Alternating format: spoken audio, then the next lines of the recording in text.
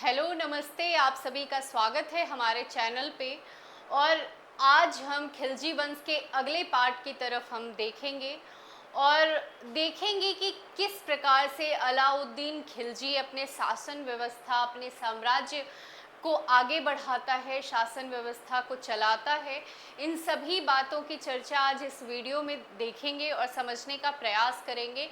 कल की जो वीडियो थी खिलजी वंश का, उसके अंतर्गत हमने देखा था कि कैसे जलालुद्दीन फिरोज खिलजी खिलजी वंश की स्थापना करता है और अपने साम्राज्य को बड़े ही उदारवादी नीति के तहत आगे बढ़ाता है।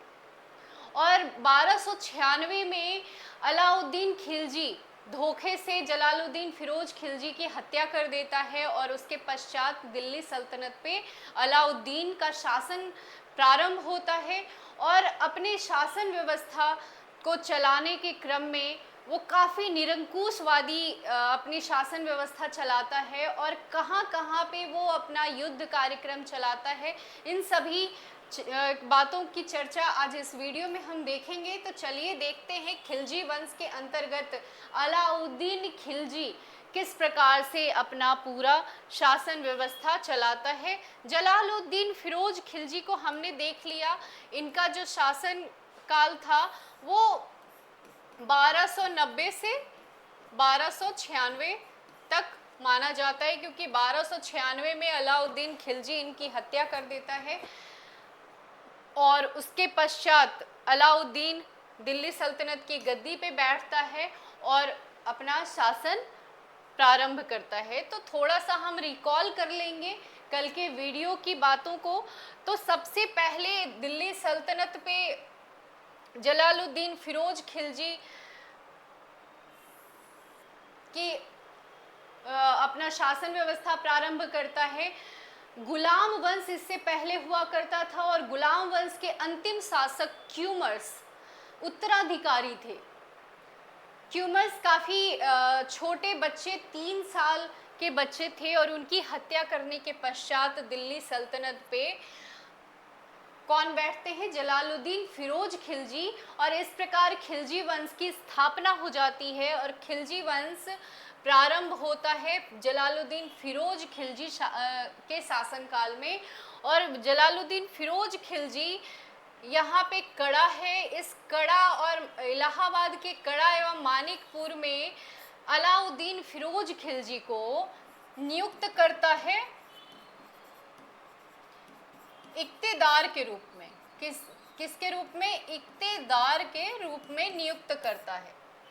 ठीक है, इक्तेदार के रूप में नियुक्त करता है और जलालुद्दीन इसे भेजता है देवगिरी में आक्रमण करने के लिए, युद्ध करने के लिए। अब अलाउद्दीन यहाँ पे युद्ध करता है, जीत भी जाता है और उसके पश्चात क्या होता है कि वो काफ़ी ढेर सारा धन इकट्ठा करता है, यहाँ से काफ़ी लूटपाट करता है और लूटपाट करने के पश्चात ये वापस कहाँ चला जाता है? कड़ा चला जाता है और वहाँ जाकर के वो निश्चिंत बैठ जाता है। वो धन का जो लूटा था उसका कुछ भी हिस्सा शासक को नहीं भेजता, जो दिल्ली सल्तनत के शासक हैं उन्हें नहीं भेजता है, क्योंकि उस समय का नियम हुआ करता था कि दिल्ली सल्तनत के जो शासक होंगे, जो वर्तमान शासक, उसे आपको कुछ हिस्सा लुटे हुए धन के कुछ हिस्से को उन्हें भेजना होगा। लेकिन ये ऐसा नहीं करता। इसीलिए जलालुद्दीन फिरोज खिलजी क्या करते हैं कि नाराज़गी व्यक्त करते हैं कि तुम्हें ऐसा नहीं करना चाहिए था, तुमने सारा धन, लूटा हुआ धन जो है वो अपने हिस्से में ही रख लिया। तो इस प्रकार अलाउद्दीन उसे बुलाते हैं कि आप आइए, हमसे वार्तालाप कीजिए और जो भी हिस्सा है आप ले करके जाइए। जलालुद्दीन फिरोज खिलजी इनसे जब मिलने आते हैं तो अलाउद्दीन धोखे से उन्हें मिलने के क्रम में उसे मार देता है और फिर इस प्रकार अलाउद्दीन कड़ा से दिल्ली सल्तनत की गद्दी पे बैठता है। कब? 1296 में अलाउद्दीन शासक व्यवस्था को अपने नियंत्रण में लेता है और शासन चलाना प्रारंभ करता है। तो इस प्रकार हम देख रहे हैं कि अलाउद्दीन दिल्ली सल्तनत की गद्दी पे बैठ गया। अब अपना प्रशासन, अपना साम्राज्य विस्तार वो करना चाहता है। साम्राज्य विस्तार के क्रम में वो जो सबसे पहला युद्ध होता है वो कहाँ करता है? गुजरात में। अब ये गुजरात वाला हिस्सा आप देख रहे हैं, ये वाला क्षेत्र, यहीं पे वो भेजता है आक्रमण के लिए किसे? नुसरत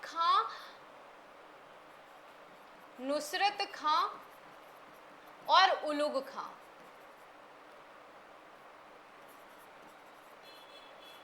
उलुग खां को दो रास्ते से इस गुजरात में भेजा जाता है और गुजरात के जो शासक होते हैं उस समय के, कौन होते हैं?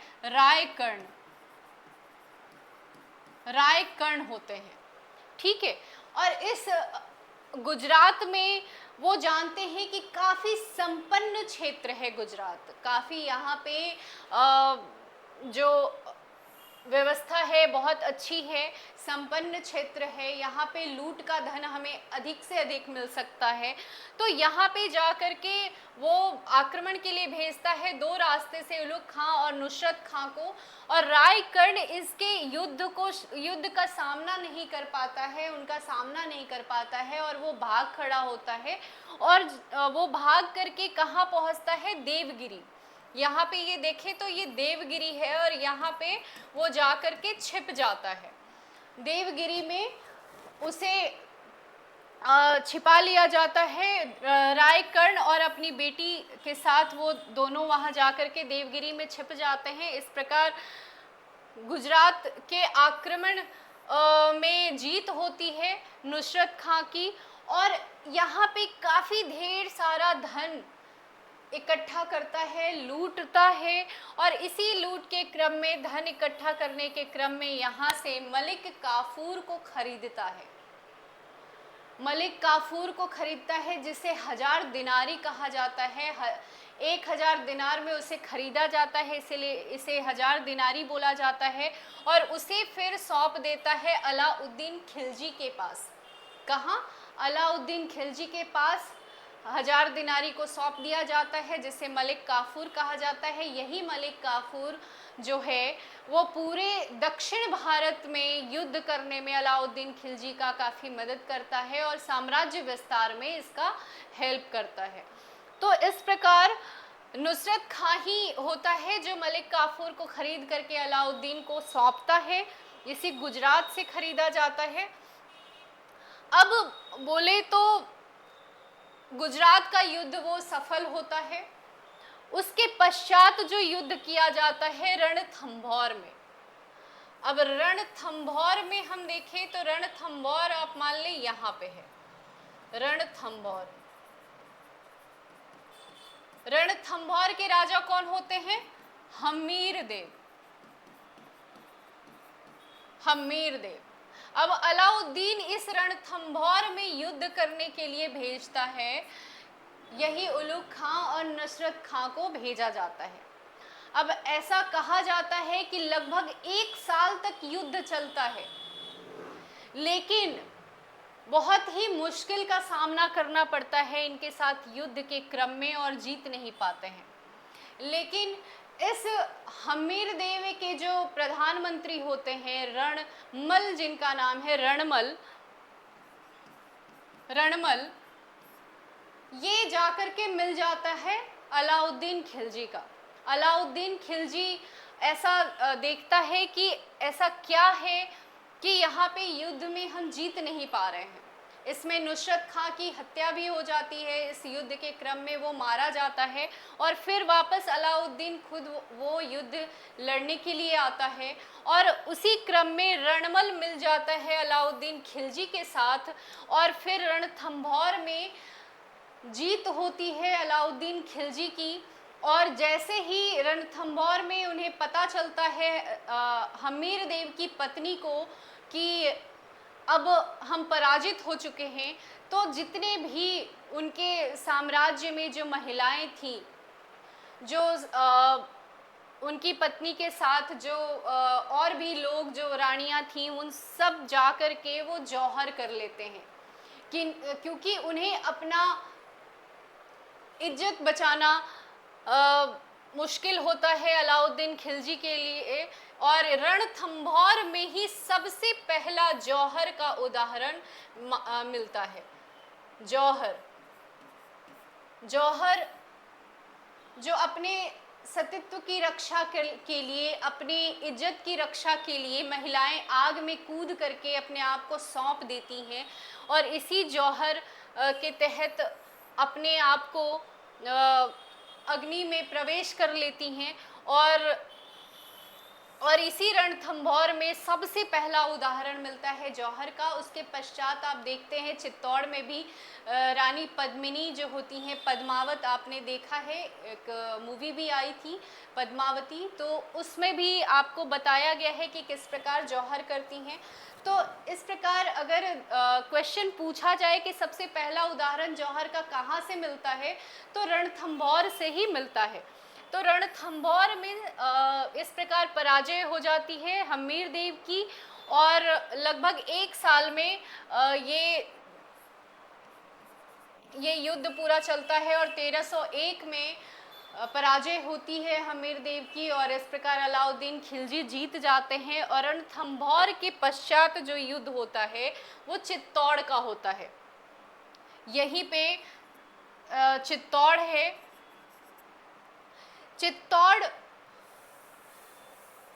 मालवा के अंतर्गत ही आता है और इसी चित्तौड़ में, यहाँ पे मान ले चित्तौड़ है और इसी चित्तौड़ में राणा रतन सिंह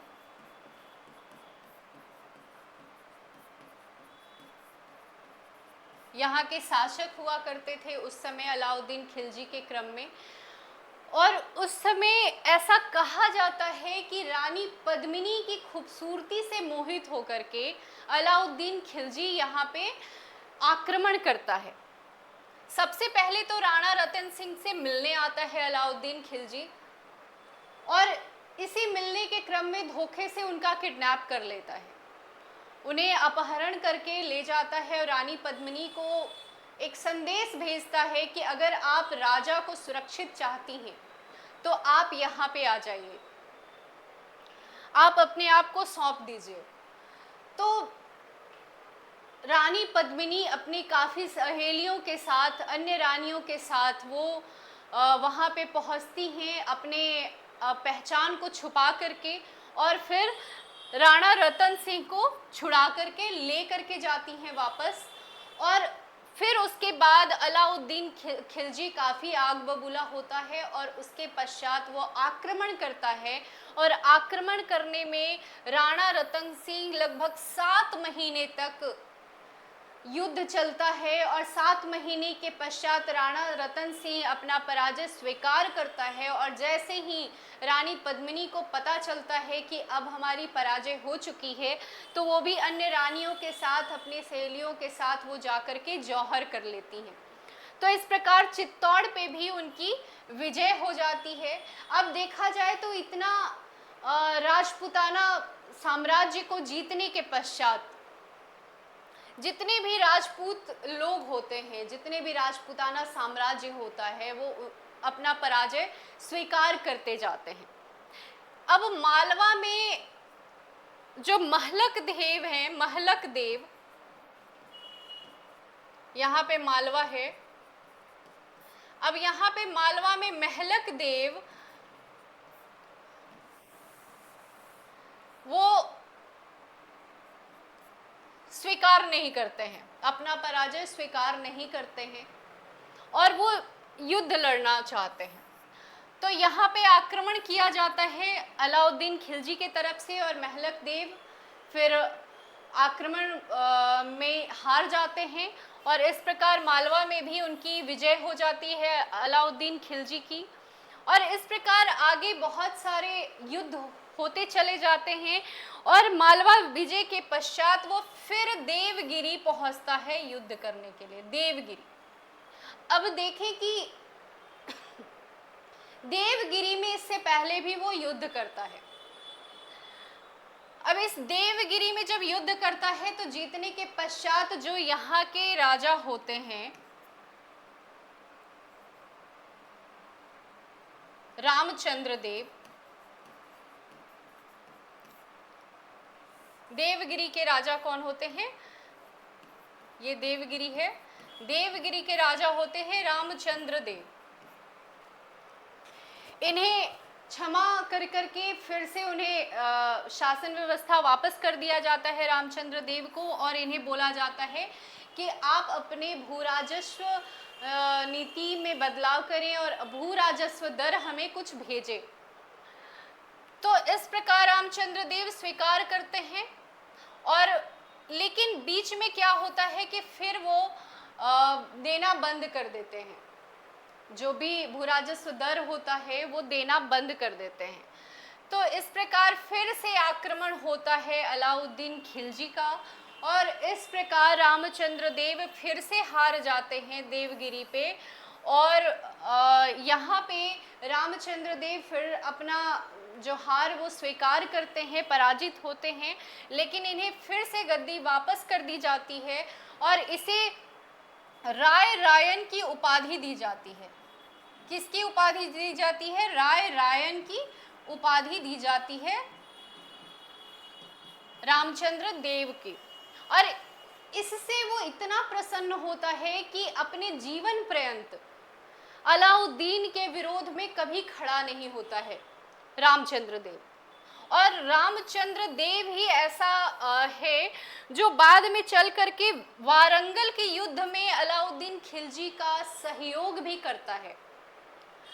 तो वारंगल के युद्ध को हम देखेंगे तो इस प्रकार हम देखें कि रामचंद्र देव को उपाधि दी जाती है राय रायन की उपाधि। किसके द्वारा? अलाउद्दीन खिलजी के द्वारा। तो इस प्रकार ये देवगिरी पे भी जीतता है, दोबारा युद्ध होता है।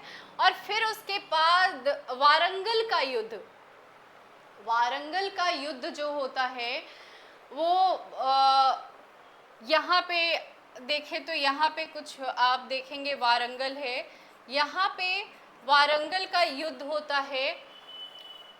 और वारंगल के युद्ध में यही देवगिरी के जो राजा है रामचंद्र देव, ये सहायता करते हैं अलाउद्दीन की।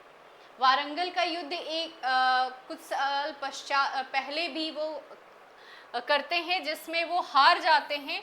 उसी हार के को फिर से वो वापस जीतने के क्रम में वारंगल में फिर से वो युद्ध करते हैं। और उसके वारंगल के जो राजा होते हैं उस समय रुद्रदेव होते हैं। कौन होते हैं? रुद्रदेव। अलाउद्दीन खिलजी के क्रम में वारंगल के शासक रुद्रदेव हुआ करते थे। और यही रुद्रदेव, ये सारा जो युद्ध हो रहा है वो किसके कारण हो रहा है? इस दक्षिण में जितना भी युद्ध हुआ वो मलिक काफूर कर रहा है। मलिक काफूर को भेजा जाता है अलाउद्दीन खिलजी के तरफ से, मलिक काफूर। और वारंगल में भी मलिक काफूर ही युद्ध करने आता है और रुद्रदेव यहाँ पे शासक हुआ करते हैं। और रुद्रदेव फिर इनके आक्रमण को बर्दाश्त नहीं कर पाते और अपना पराजय स्वीकार कर लेते हैं। और यही रुद्रदेव जो हैं मलिक काफूर को कोहिनूर हीरा इन्हें लौटने के क्रम में मलिक काफूर को देते हैं। यही रुद्रदेव, याद रखिएगा ये क्वेश्चन बार बार पूछ जाता है। वारंगल के युद्ध में रुद्रदेव ने ही मलिक काफूर को कोहिनूर हीरा दिया था। ठीक है। उसके बाद पांड्य का युद्ध होता है, पांड्य युद्ध। अब पांड्य युद्ध जो है उसमें सुंदर पांडे और वीर पांडे दो भाई हैं जो अंदर में ही इंटरनल वो युद्ध किया कर रहे हैं। शासन व्यवस्था के लिए, गद्दी के लिए दोनों आपस में युद्ध करते हैं। कौन? वीर पांडे और सुंदर पांडे के बीच में युद्ध चल रहा होता है, जिसमें सुंदर पांडे जो है अलाउद्दीन को बुलाता है युद्ध में सहायता करने के लिए। अलाउद्दीन खिलजी जो है मलिक काफूर को भेजता है सुंदर पांडे की सहायता के लिए, युद्ध के लिए। और पांड्य वंश में भी, पांड्य राज्य में भी यहाँ पे युद्ध होता है और वहाँ जीत जाता है मलिक काफूर और काफ़ी बड़ी संख्या में लूटपाट करता है और इतना ज़्यादा धन इकट्ठा करता है कि इससे पहले वो कभी धन इकट्ठा इतना नहीं किया था। तो आप समझिए कि यहाँ पे भी वो मलिक काफूर जीत जाता है, पांड्यवंश में भी उसकी जीत होती है। तो लगभग देखा जाए तो ये पूरा जो साम्राज्य है, यहाँ तक उसका जो विस्तार आप देख रहे हैं, पूरा अलाउद्दीन खिलजी का विस्तार आपको मिलता है यहाँ पे। तो वारंगल पांड्य में भी उसका जीत होता है और अलाउद्दीन मलिक काफूर जो है काफ़ी ढेर सारा धन इकट्ठा करते हुए जब वापस जाता है तो फिर से देवगिरी पर चढ़ाई करता है, देवगिरी पर आक्रमण करता है। क्योंकि उस समय रामचंद्र देव जब तक थे तब तक तो कोई भी ऐसा अनैतिक कार्य नहीं हो रहा था, लेकिन जैसे ही रामचंद्र देव मरे और यहाँ पे शंकर देव गद्दी पे बैठते हैं और शंकर देव फिर भू राजस्व दर को देना बंद कर देते हैं और अपने साम्राज्य को स्वतंत्र कर लेते हैं। तो इस प्रकार फिर से अलाउद्दीन खिलजी मलिक काफूर को संदेश भेजता है कि देवगिरी पर फिर से आक्रमण करना होगा और फिर वापस शंकर देव पे आक्रमण करता है और यहाँ पे भी इसकी पराजय होती है और पराजय के पश्चात फिर से यहाँ पे लूटपाट करता है और फिर वापस दिल्ली सल्तनत चला जाता है। तो इस प्रकार आप पूरे युद्ध नीति को इसका देखें, किस प्रकार ये युद्ध करता है, कहाँ कहाँ युद्ध करता है। तो पूरा उत्तर भारत से लेके दक्षिण भारत तक अलाउद्दीन खिलजी का साम्राज्य विस्तार रहता है। आपने खिलजी पूरा डायनेस्टी देखा, काफ़ी कम समय में अलाउद्दीन खिलजी बहुत ही अच्छे तरीके से अपना साम्राज्य का विस्तार करता है, जिसमें हम देखेंगे कि अपना जो व्यवस्था है वो कैसे चलाता है। तो हमने कल भी देखा था, उसमें भी हमने बताया था कि बाजार मूल्य नियंत्रण व्यवस्था के आधार व कारण जो है वो बताता है साम्राज्यवाद और कम वेतन पर बड़ी सेना को रखना। इसने बाजार मूल्य नियंत्रण व्यवस्था चलाती है। ठीक है, अब जानकारी कहाँ से मिलती है? तारीख फिरोज शाही से, ये जियाउद्दीन बर्नी के द्वारा लिखा हुआ है। खजाइनुल फुतूह, ये अमीर खुसरो के द्वारा लिखा हुआ है। फुतूह सलातीन इसामी के द्वारा। तो ये जानकारी हमें सारा इनके द्वारा मिलता है। तो ये कुछ कुछ पॉइंट है जो आपको याद करना है। अब व्यवस्था जो है, वस्तुओं के दाम राज्य द्वारा तय किया जाएगा। जो भी वस्तु, जो खरीद की जो वस्तुएं हैं उनका दाम भी है वो राजा तय करेगा, राज्य के द्वारा तय किया जाएगा। माप तोल का मानकीकरण किया जाएगा। तो ये सारी व्यवस्था उनका बाजार मूल्य नियंत्रण व्यवस्था हुआ करता था उनके साम्राज्य में। अब कार्य प्रणाली जो है, मंडियों का गठन आप देखें तो गला या अनाज का अलग मंडी हुआ करता है। अब यहाँ पे देखें, गला या अनाज का जो मंडी है वो अलग हुआ करता है। मंडी प्रमुख हैं सहनाए मंडी, मलिक कबूल कहा जाता है, मलिक कबूल है शहनाए मंडी। सराय अदल, सराय अदल क्या है? यहाँ पे कपड़ों वस्त्रों का जो मंडी लगता है उसे सराय अदल कहा जाता है। वस्त्र बिक्री हुआ करता है और सब अलग अलग जगह पे। अब गला या अनाज का जो मंडी लगता है वो लगभग हर एक चौराहे पे लगाया जाता है। और सराय अदल वस्त्र का अलग मंडी है। मवेशी व गुलाम, जहाँ पे मवेशियों को, गुलामों को बेचा जाता है, बिक्री किया जाता है, वो भी अलग प्रकार की मंडी का व्यवस्था किया जाएगा। तो अलग अलग प्रकार के मंडियों का गठन किया जाता है। अब अधिकारी जो है सहनाए मंडी जिसे बोला जाता है, बाजार अधीक्षक हैं। वरीद मुनहियर गुप्तचर को बोला जाता है। नाजीर मापतोल अधिकारी है। परवाना नवीस परमिट है। मुहत्सिब सेंसर। ये क्वेश्चन कहीं कहीं पूछ लिया जाता है कि सहनाए मंडी किसे कहा जाता है? अलाउद्दीन खिलजी के शासनकाल में सहनाए मंडी किसे कहा जाता है? बाजार अधीक्षक को कहा जाता है। वरीद व मुनहियर किसे कहा जाता है? गुप्तचर को कहा जाता है। तो कभी कभी इस तरह से क्वेश्चन पूछ लिए जाते हैं, तो आपको ध्यान में रखना है इन सारी बातों को। और फिर आगे हम देखेंगे इनके बारे में। तो वास्तुकला इनके शासनकाल में क्या है? तो दिल्ली में अलाई दरवाज़ा, सीरी का किला, हजार खंभा महल, जमैयत खाना मस्जिद। तो इस प्रकार से वास्तुकला जो ये इनके शासनकाल में आप देख रहे हैं, तो इस प्रकार से वास्तुकला इस्लामी वास्तु रत्न कला का चमत्कार कहा जाता है अलाई दरवाज़ा को। इस प्रकार ये पूरा मिलता है इनके शासनकाल के क्रम में। अलाउद्दीन खिलजी के समय सर्वाधिक मंगोल आक्रमण हुआ करते हैं। सर्वाधिक मंगोल आक्रमण अलाउद्दीन खिलजी के शासनकाल में देखा जाता है। लेकिन मंगोल आक्रमण के पश्चात भी इतना ज़्यादा ये अपने साम्राज्य का विस्तार करता है। आप देखें कि किस प्रकार से उत्तर से लेकर दक्षिण में अपना विस्तार करता है अपने साम्राज्य का, और साथ ही मंगोलों का भी आक्रमण को वो झेलता है और साथ में जीतता भी चलता है। बहुत सारे मंगोलों को निवास भी प्रदान करता है, अपने भारत में रहने का निवास स्थल भी देता है।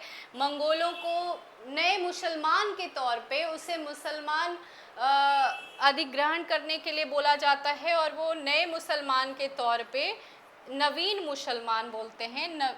नए मुसलमान के तौर पे ये यहाँ पे भारत में प्रवेश करते हैं और रहते हैं।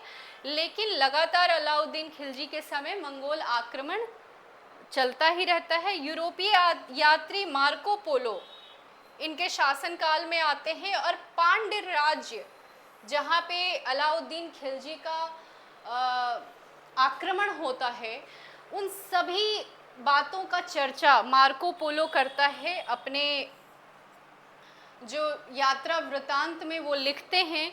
तो पांड्य राज्य व्यवस्था के बारे में वो पूरा लिखते हैं, आप देखेंगे। आगे देखें तो साम्राज्य विस्तार के क्रम में आपने देखा कि जलालुद्दीन फिरोज खिलजी वंश की स्थापना करता है। उसके पश्चात अलाउद्दीन खिलजी जब गद्दी को संभालता है तो अपना साम्राज्य विस्तार करता है, लेकिन वो काफ़ी निरंकुशवादी हुआ करता है। अलाउद्दीन खिलजी अपने निरंकुशता के साथ अपने साम्राज्य को चलाता है, लेकिन साम्राज्य को विस्तार भी करता चलता है काफ़ी अच्छे तरीके से। गुलाम मलिक काफूर को दक्षिण अभियान में वो भेजता है। देवगिरी, वारंगल आदि में विजय प्राप्त होती है मलिक काफूर के तहत। वारंगल के काकतीय शासक रुद्रदेव ने कोहिनूर हीरा दिया, जैसा कि हमने बताया आपको कि किस प्रकार से वारंगल के काकतीय राज रुद्रदेव जो होते हैं शासक, वो कोहिनूर हीरा पराजय के पश्चात मलिक काफूर को देते हैं। फिर चित्तौड़ अभियान में भी उनकी जीत होती है। राणा रतन सिंह, रानी पद्मावती, फिर मलिक मोहम्मद जायसी पद्मावत लिखते हैं, उसमें पूरा वृत्तांत वो बताते हैं कि किस प्रकार से रानी पद्मिनी जौहर करती हैं, किस प्रकार से अलाउद्दीन उनकी सुंदरता से मोहित हो जाता है और फिर वहाँ आक्रमण करता है। मलिक मोहम्मद जायसी ने पद्मावत में पूरा वृत्तांत लिखा है रानी पद्मिनी और राणा रतन सिंह के बारे में। मलिक काफूर को 1000 दिनार में गुजरात विजय के बाद नुसरत खान ने खरीदा 1298 में 1000 दिनार में खरीदा जाता है, इसीलिए इसे 1000 दिनारी भी कहा जाता है। तो ये पॉइंट आप लोग सब नोट डाउन कर लेंगे। तो साम्राज्य विस्तार में मलिक काफूर काफ़ी सहायता करता है दक्षिण अभियान में, और इनके मृत्यु के पश्चात मुबारक खिलजी बैठता है गद्दी पे। मुबारक खिलजी गद्दी पे बैठता है और स्वयं को ये खलीफा घोषित करता है। जैसे ही बैठता है वो अपने आप को खलीफा घोषित कर देता है, लेकिन ये स्त्री वस्त्र पहनना शुरू करता है, काफ़ी विलासितापूर्ण जीवन जीता है, तो अपने रंग महल में ही अपने आप को जीवन को बिताता है। स्त्री वस्त्र पहनना इसका और बहुत ही रंगीन मिजाज का हुआ करता है मुबारक खिलजी। तो इनके शासनकाल में ऐसा कुछ भी नया नहीं हुआ, साम्राज्य कोई विस्तार का कार्यक्रम नहीं हुआ। अल इमाम उल इमाम खिलाफतुल्लाह से कहा जाता था। इसके पश्चात मुबारक खिलजी के पश्चात इसे नसीरुद्दीन खुसरो शाह गद्दी पे बैठते हैं। ये मूल रूप से हिंदू था, ये पैगंबर का सेनापति था पहले। तो नसीरुद्दीन खुसरो शाह मुबारक खिलजी के पश्चात दिल्ली सल्तनत की गद्दी पे बैठता है, जिसे गाजी मलिक जो होते हैं, गाजी मलिक इसे मारने के पश्चात गद्दी पे बैठते हैं दिल्ली सल्तनत पे, और फिर उसके पश्चात तुगलक वंश की स्थापना होती है। तो आपने देखा कि कैसे दिल्ली सल्तनत की गद्दी पे जलालुद्दीन फिरोज खिलजी वंश की स्थापना करते हैं। फिर उसके पश्चात अलाउद्दीन खिलजी साम्राज्य विस्तार को आगे बढ़ाते हैं। उनका जो सहयोगी होता है मलिक काफूर, जो दक्षिण अभियान में उनकी सहायता करता है और हर एक युद्ध में वो जीत भी दिलाता है। तो इस प्रकार फिर जो अंतिम शासक होते हैं नसीरुद्दीन खुसरो शाह, जिसे गाजी मलिक मार करके तुगलक वंश की स्थापना करता है और फिर दिल्ली सल्तनत की गद्दी पे बैठता है। तो अगला जो हम देखेंगे अगले वीडियो में वो तुगलक वंश के बारे में। तो इससे रिलेटेड कुछ क्वेश्चन है जिसे आपको करना है। किस खिलजी शासक ने बाजार मूल्य नियंत्रण व्यवस्था लागू की थी? तो बाजार मूल्य नियंत्रण व्यवस्था अलाउद्दीन खिलजी ने करी थी। तो सार्वजनिक वितरण प्रणाली के जो बोला जाता है अभिनेता या फिर बोले जो सबसे पहला शुरुआत करी थी वो अलाउद्दीन खिलजी नहीं करी थी। ये आपको ध्यान में रखना है क्योंकि ये क्वेश्चन बराबर पूछ लिया जाता है एग्जाम में। अलाउद्दीन खिलजी की बाजार नियंत्रण प्रणाली तथा दक्षिणी भारत में उसके विजय अभियानों का प्रशासनिक एवं आर्थिक दृष्टिकोण से विश्लेषण कीजिए। तो ये आपको मेंस पॉइंट ऑफ व्यू से भी क्वेश्चन पूछा जाता है, सब्जेक्टिव क्वेश्चन है। इसमें एक क्वेश्चन तो जरूर, कोई भी टॉपिक अगर आप पढ़ रहे हैं तो मेंस पॉइंट ऑफ व्यू से भी आपको कुछ शॉर्ट में ही आप आंसर बना करके रखें। अलाउद्दीन खिलजी की बाजार नियंत्रण प्रणाली, बाजार नियंत्रण प्रणाली काफ़ी अच्छे तरीके से ये करता है, उसको आप नोट डाउन कर सकते हैं अपने कॉपी पे। दक्षिणी भारत में उसके विजय अभियानों का प्रशासनिक एवं आर्थिक दृष्टिकोण से विश्लेषण कीजिए। तो ये भी आपको अपने कॉपी में नोट डाउन करना है। पूरा अच्छे से आप लिखने का प्रयास करें। जितना ज़्यादा आप प्रैक्टिस करते चलेंगे आप उतना ज़्यादा अच्छा स्कोर कर सकते हैं, क्योंकि कंपटीशन काफ़ी बढ़ चुका है। बहुत सारे स्टूडेंट लगातार एग्ज़ाम में पार्टिसिपेट कर रहे हैं और उन सभी के बीच में जो बच्चे जो सिलेक्शन ले चुके हैं वो भी आगे के रैंक में जाने के लिए वो भी एग्ज़ाम दे रहे होते हैं। तो आप समझिए कि वो कितना ज़्यादा कंपटीशन आपका तगड़ा है उन लोगों के लिए जो आप समझिए कि जो डीएसपी रैंक का है वो एसडीएम बनना चाहता है, तो वो भी आपके कॉम्पिटिटर है। तो इस प्रकार से आपका कॉम्पिटिटर बहुत ही पहुँचे हुए लोग हैं। आपको बहुत ही कड़ा मेहनत करना है, लगातार प्रैक्टिस में रहिए और अच्छा स्कोर करने का प्रयास कीजिए। तो अगर ये वीडियो आपको पसंद आता है तो चैनल को सब्सक्राइब करें, लाइक करें। धन्यवाद।